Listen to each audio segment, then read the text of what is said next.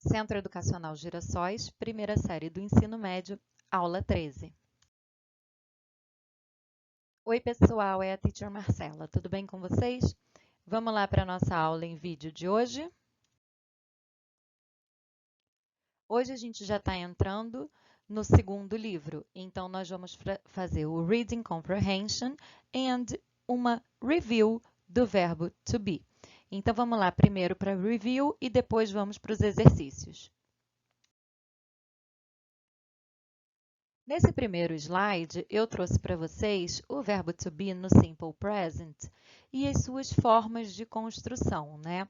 A gente vai falar rapidinho, porque já é um verbo que a gente conhece há bastante tempo, mas só para relembrar. Então, a estrutura na forma afirmativa seria o sujeito, mais o verbo to be no simple present e mais o complemento. Então, I am, you are, he, she, it, is, you, we and they are. Na forma negativa, a estrutura fica o sujeito mais o verbo to be, mais o not, para fazer a negativa, e mais o complemento da frase, novamente conjugando o verbo to be no simple present. E na interrogativa, o verbo to be vem antes do sujeito e depois do sujeito o complemento. Então, a estrutura fica verbo to be, sujeito e mais complemento.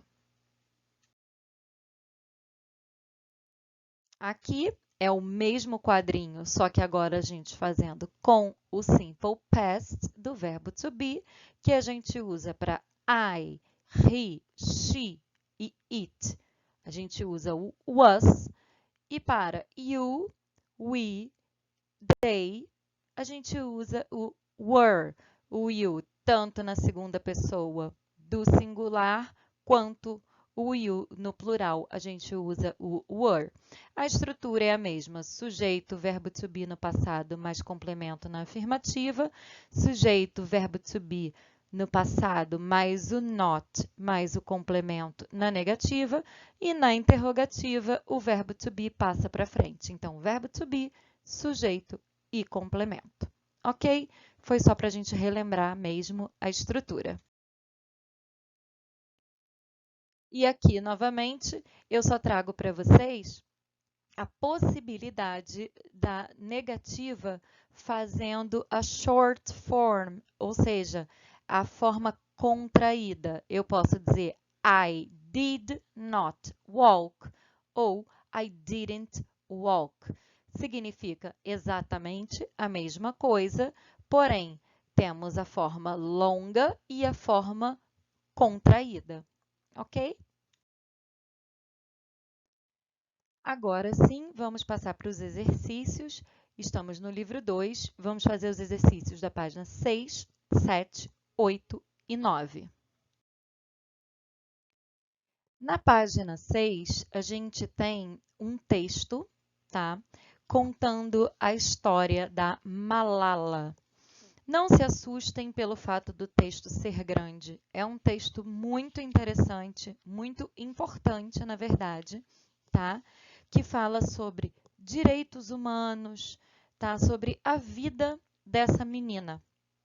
Não vou dar spoiler, eu quero que vocês leiam. Prestem atenção, grifem as palavras que vocês conhecem.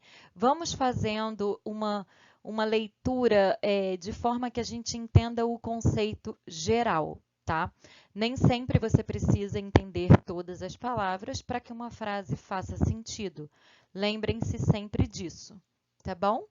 Então, aqui na página 6, a gente tem o início do texto e o finalzinho dele está na página 7, no próximo slide. Aqui na página 7, então, a gente tem o final do texto sobre a Malala, tá? E aí, eu cortei alguns exercícios, tá? Porque, por exemplo, eu pedi para vocês não fazerem o número 5, porque a instrução dizia para vocês trabalharem em dupla e depois responderem as questões abaixo e as respostas seriam pessoais, então não vamos fazer. Então, a gente vai fazer o número 3, que a gente vai colocar esses eventos que estão aí de A a L em ordem cronológica, ou seja, o que aconteceu primeiro, tá? Do número 1 ao número 12, vamos colocar em ordem cronológica, dizendo o que aconteceu primeiro, tá? No número 4, a gente tem um Answer the questions according to the text. Responda as questões de acordo com o texto. São 4 questões. Atentem para o fato de que a letra D, how old is she, né? Vamos prestar atenção, não quantos anos ela tinha no texto, quantos anos a Malala tem hoje, ok? Vamos olhar no texto, vamos ver quando ela nasceu e aí a gente calcula quantos anos ela tem hoje. Novamente, peço a vocês respostas completas. Então, how old is she? Vamos dizer que hoje ela tenha, sei lá, 15 anos. Você não vai escrever 15. Você vai escrever she is today ou she is now 15 years old. O número você pode até botar em numeral, mas vamos escrever a frase completa, ok? Próximo slide. Aqui na página 8, a gente vai fazer também os exercícios de 1 a 5. Eu não coloquei a explicação sobre o verbo to be, porque já está nos nossos primeiros slides, mas vocês voltem lá, olhem novamente e também olhem no livro, tá bom? Quanto mais vezes a gente entender, ler aquela explicação, melhor a gente vai absorver a informação.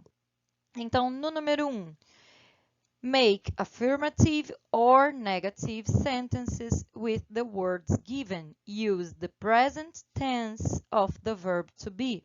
Então, forme frases afirmativas ou negativas usando as palavras dadas. Use o tempo verbal presente. Então, a gente vai usar o verbo to be no presente, no simple present. Não é para fazer nenhuma frase no passado, é para usar somente o presente. No número 2, make questions according to the answers. Use what, who, where ou how. Então, faça perguntas de acordo com as respostas. E aí você vai usar as perguntas, as question words, que são what, o que, who, quem, where, onde ou how, como. Vejam qual se encaixaria melhor aí. No número 3, vocês vão ler o quadro e escrever um parágrafo sobre a Claire com as informações que estão dadas aí no número 3, tá? Então, my name is Claire, e aí vocês continuam o texto dando informações sobre ela de acordo com as informações que vocês receberam aí no quadrinho. E no número 5, preencha os espaços em branco usando o past do verbo to be. Então, simple past do verbo to be. Use formas afirmativas ou negativas de acordo com o contexto, tá? Verbo to be, was, no past, né? Was, wasn't, were, weren't, dependendo se affirmative ou negative e dependendo do sujeito, ok? O número 6, que estaria no rodapé da página 8, eu levei para o próximo slide para que ele ficasse o enunciado junto com o exercício. Então, vamos lá. Aqui no número 6, preencha os espaços em branco com a forma correta do verbo to be. Aqui a gente já está misturando os dois tempos verbais, present ou past tense do verbo to be. Vocês vão ler o texto e vão preencher com a forma correta, com o tempo verbal correto, de acordo com o sentido da frase, tá bom? Então, é isso, pessoal.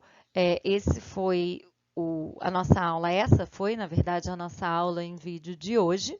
Eu espero que vocês não tenham ficado com dúvidas.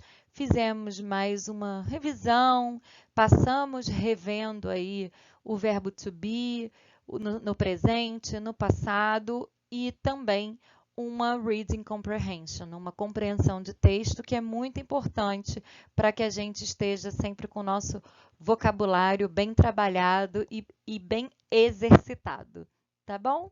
Se tiverem dúvidas, mandem para a teacher ou a gente se encontra na aula online. Por hoje é só. See you soon, guys. Bye, bye.